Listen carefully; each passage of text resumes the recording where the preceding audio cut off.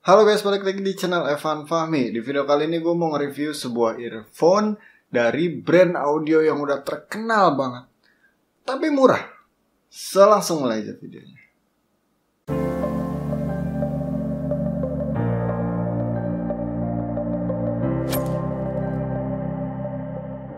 Yap, ini adalah sebuah JBL C150 SI.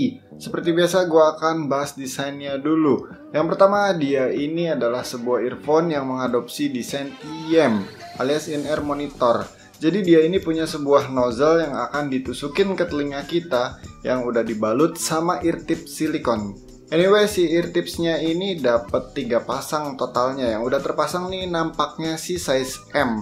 Dan kita dapat 2 pasang lagi size yang lebih kecil dan yang lebih besar, harusnya S sama L. Kemudian desain housingnya sendiri biasa aja bulat gini. Terus di bagian atasnya ada logo JBL yang dicat pakai warna silver. Pindah ke bagian bawah, dia memiliki sebuah mikrofon dan satu buah tombol untuk play pause, terima telepon atau reject telepon. Dan di bagian sini bagusnya dia dikasih mark JBL juga.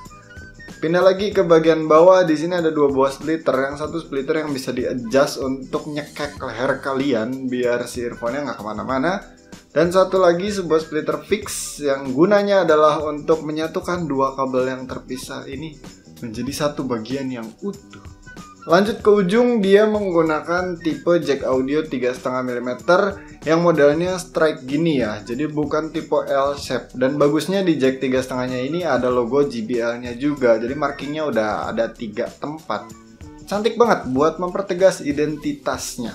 Oke, lanjut ke bagian build quality. Menurut gue si housingnya ini plastiknya bagus, kerasa solid, finishingnya juga bagus, rapih juga potongan-potongannya. Tapi karena dia ini ringan, jadi kesannya kopong gitu cuy. Kalau kita nggak pegang mungkin kita menyepelekan ya. Tapi ketika udah dipegang kerasa oke banget kok. Nggak ada masalah untuk di harga segini.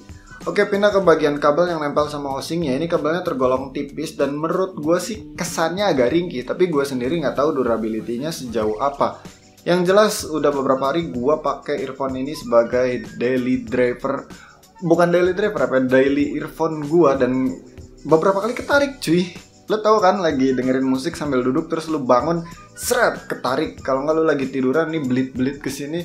Tapi nyatanya nggak masalah sampai sekarang, nggak putus dan nggak ngerusak suara dan ya nggak ada masalah. Dan untuk masalah kabel yang agak gedenya yang bakalan nempel sama jack, gue sih nggak ada masalah. Ini karena lebih tebal daripada kabel yang nempel sama housing.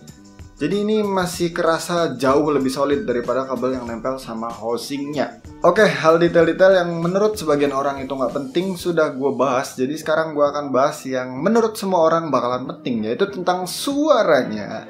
Yang pertama gue akan jelasin tentang bassnya dulu. Bassnya ini pertama dia itu kerasa berisi. Keberadaannya tuh benar-benar nyata ada. Jeduknya kerasa, buntutnya nggak terlalu panjang, gaungan gemanya juga masih friendly banget. Jadi gue cenderung suka. Maksudnya bassnya dia ini tuningannya ada di selera gue. Jadi nggak terlalu di boost tapi nggak terlalu flat juga gitu loh. Ada rasanya cuy. Kemudian pindah ke bagian midnya, dimana midnya ini menurut gue bagus juga. Malah kadang-kadang di beberapa lagu itu kerasa bisa dibilang vocal forward, tapi nggak nutupin sektor yang lainnya. Cuman ambientnya aja dia terlalu maju. Untuk suara gitar, piano, dan yang ada di mid frekuensi lainnya menurut gue sih asik-asik aja. Nggak kerasa nyakitin, nggak kerasa terlalu bulat, nggak terasa terlalu mendem juga. Benar-benar ada di proporsi mid range yang menurut gue sih pas. Oke, kemudian ke bagian treble-nya. Ini adalah hal yang gue nggak suka dari earphone ini. Kenapa? Karena menurut gue dia ini ada ke arah harsh-nya cuy. Dimana ketika gue lagi enak-enak dengerin musik, yang musiknya itu isinya low frekuensi dan mid frek, tiba-tiba di menit keberapa itu high frekuensinya keluar, benar-benar keluar jebret. Itu rasanya kayak merusak suasana. Lagi enak-enak dengerin low mid, tiba-tiba high-nya masuk. Kenapa bisa begitu? Karena menurut gue high-nya dibilang overpower sih enggak, tapi mungkin clarity-nya yang terlalu kurang clear dan kerasa kurang tertata rapih aja. Malahan di beberapa lagu high frek-nya ini kerasa agak picking. Tapi inget, di beberapa lagu, bukan di semua lagu.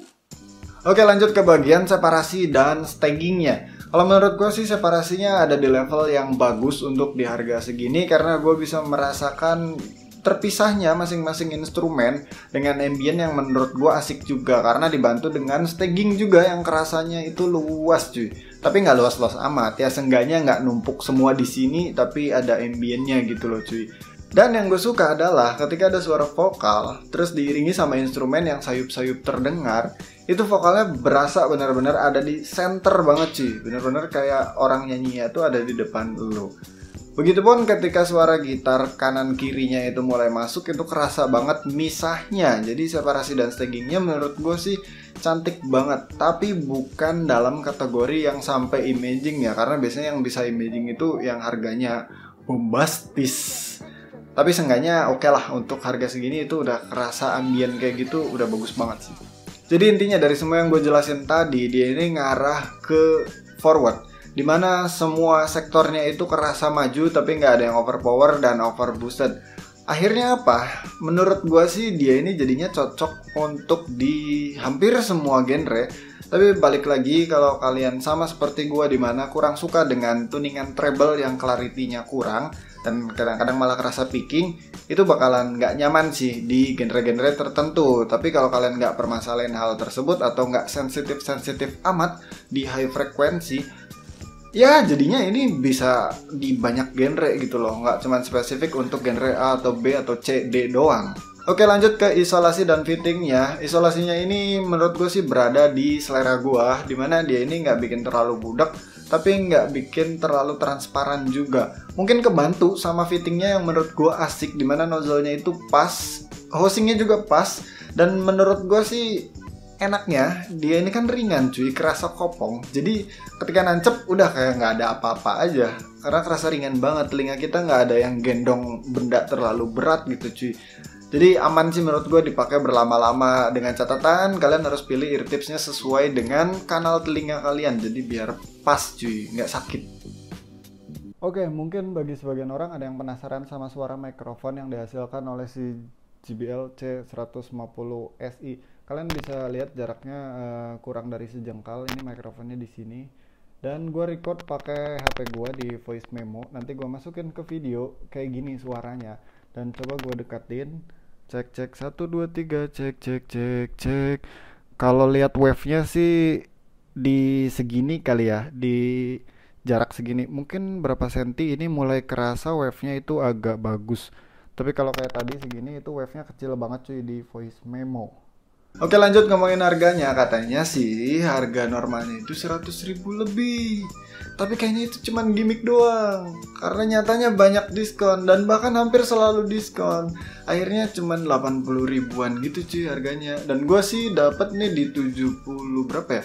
Pokoknya 70 ribu lebih dikit. Apakah worth? Gue anggap 80 ribu aja ya. Apakah worth 80 ribu? Jelas worth banget cuy. Peruntukannya untuk siapa?